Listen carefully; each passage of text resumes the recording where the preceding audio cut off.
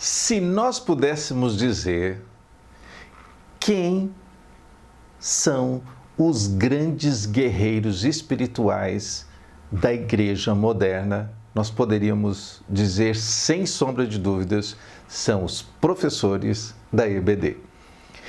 Talvez você pergunte, mas doutor Assis, por que tanta importância tem um professor da EBD? Você certamente já leu aquele texto em que Jesus Cristo estava instruindo os discípulos, os apóstolos, a respeito dos milagres que eles tinham acabado de fazer. Né? E eles chegaram todos entusiasmados, dizendo, olha Senhor, né, até os demônios, né, se nos submetem. E Jesus falou, é verdade, né, eu via Satanás caindo do céu e tal. Aí ele falou, mas vocês não devem se alegrar por isso. Vocês devem se alegrar antes, porque o nome de vocês está escrito no livro da vida.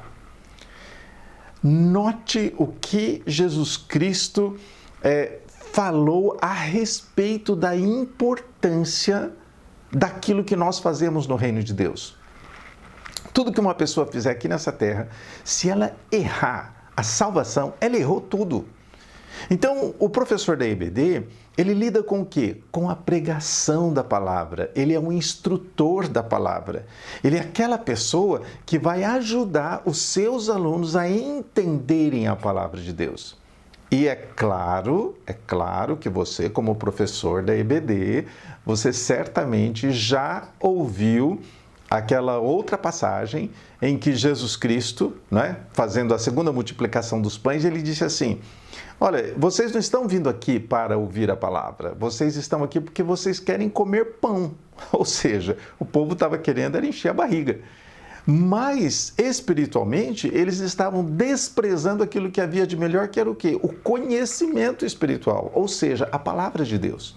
E quando nós pensamos nisso daí, nós não podemos perder de vista que a grande batalha está aqui na mente. É no cérebro, é na mente, é no entendimento, é no espírito. Certamente, os milagres, eles são muito importantes mesmo, porque são os milagres que acabam trazendo as pessoas, às vezes, para a igreja e até para ouvirem o evangelho. Né? Uma pessoa cega, que todo mundo conhece aí na sua cidade, no seu bairro, ou uma pessoa aleijada, né? Que todo mundo sabe, lá tem paralisia e tal, e ela vem para a igreja, e ela levanta, ela anda, o cego passa a enxergar. E todo mundo que conheceu aquele cego, aquele aleijado, ele vem para a igreja, ele vai falar assim, não, está acontecendo aqui uma coisa extraordinária, Jesus falou isso.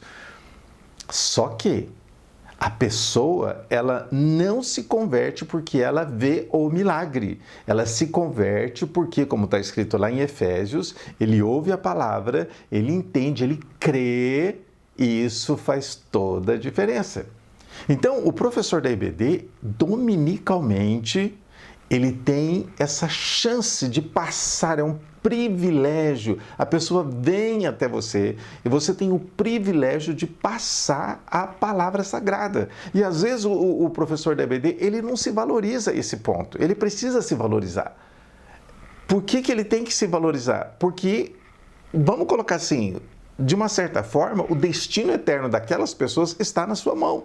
Então, cada vez que você pega uma lição daquela e você vai estudar aquela lição, você tem que pensar o que vai ajudar os meus alunos a entrarem no céu. Se eles já entraram no céu, o que esse aluno, que eu posso falar para esse aluno para ele se tornar mais parecido com Jesus? Como você sabe muito bem, o grande objetivo do Evangelho é nos fazer semelhantes a Jesus Cristo. O que eu posso dar para essa pessoa que ele vai sair daqui mais parecido com Jesus Cristo? Então, querido professor, não minimize a sua importância. Né? Imagina os milhões de pessoas que todos os domingos, no Brasil e no mundo, ouvem a palavra de Deus através desse guerreiro fantástico que é o professor. Então, se você tem uma lição, se você tem algo ali para passar para eles, procure descobrir dentro da lição, né? O que vai ajudar essa pessoa aqui? Pode ser um adolescente, pode ser um jovem, pode ser senhoras, pode ser homens, pode ser casais, né? Pode ser juniores e até as crianças. O que eu vou tirar aqui que vai fazer o meu aluno ficar mais parecido com Jesus ou realmente nascer de novo e ter uma experiência com Jesus Cristo. Senão, a gente pode simplesmente considerar aquilo uma obrigação e, na verdade, é uma grande batalha, uma batalha incrível, fantástica. Quando você olha lá para Mateus capítulo 13, Jesus Cristo falando sobre o semeador saiu a semear, né? E ele fala que a semente é a palavra. Jesus Cristo é chamada a palavra viva, né? O verbo de Deus.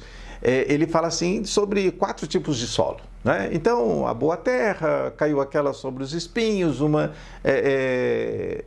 na rocha e aquela que caiu à beira do caminho.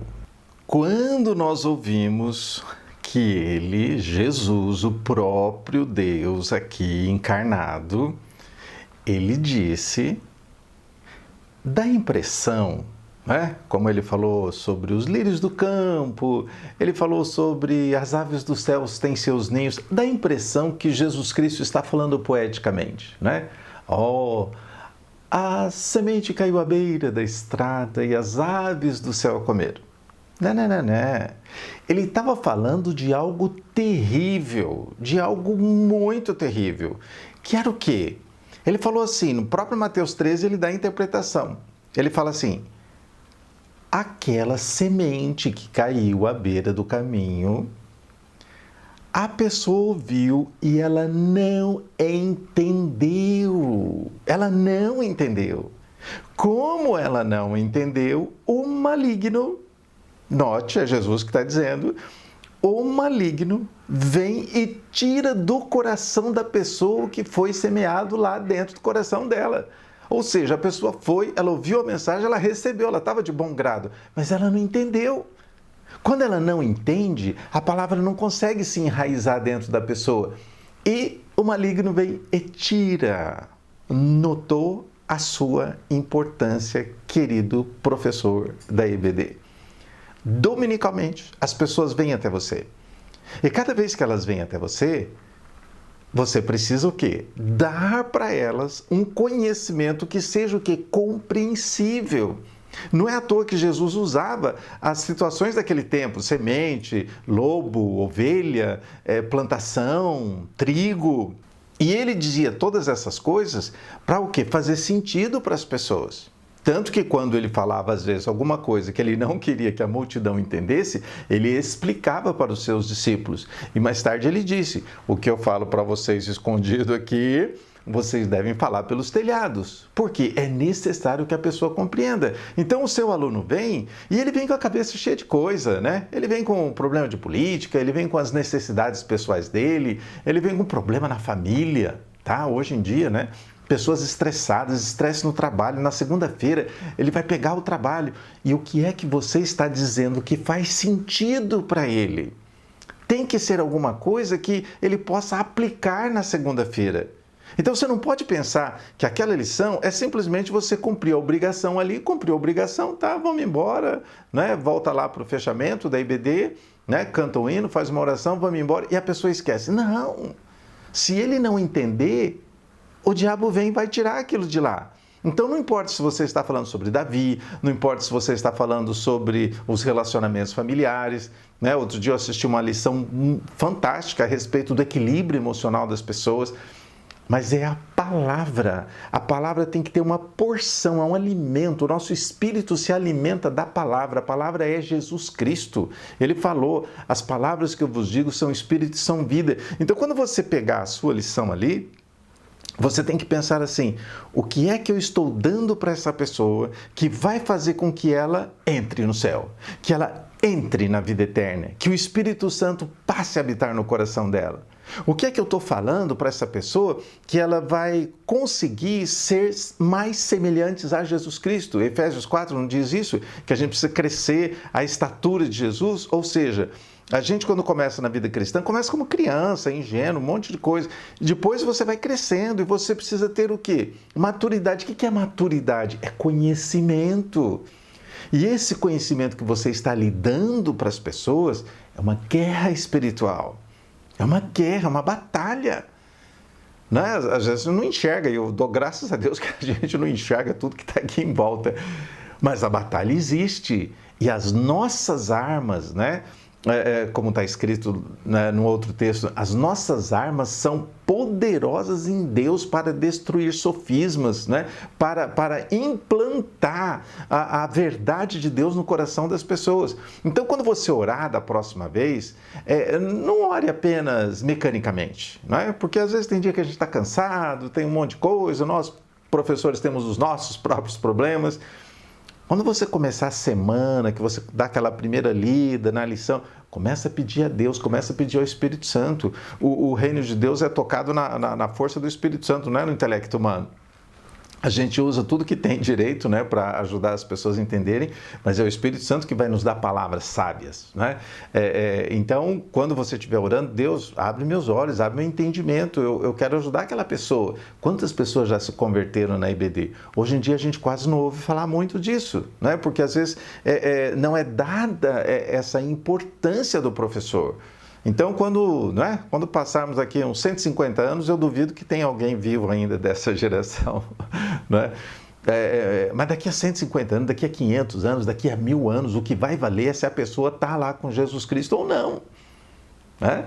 Então, você, professor, dominicalmente tem esse privilégio, como diz Paulo, né? Carregue esse tesouro como vasos de barro. Nós somos o vaso de barro. E o tesouro é essa palavra poderosa que faz a grande diferença na vida das pessoas. Ok?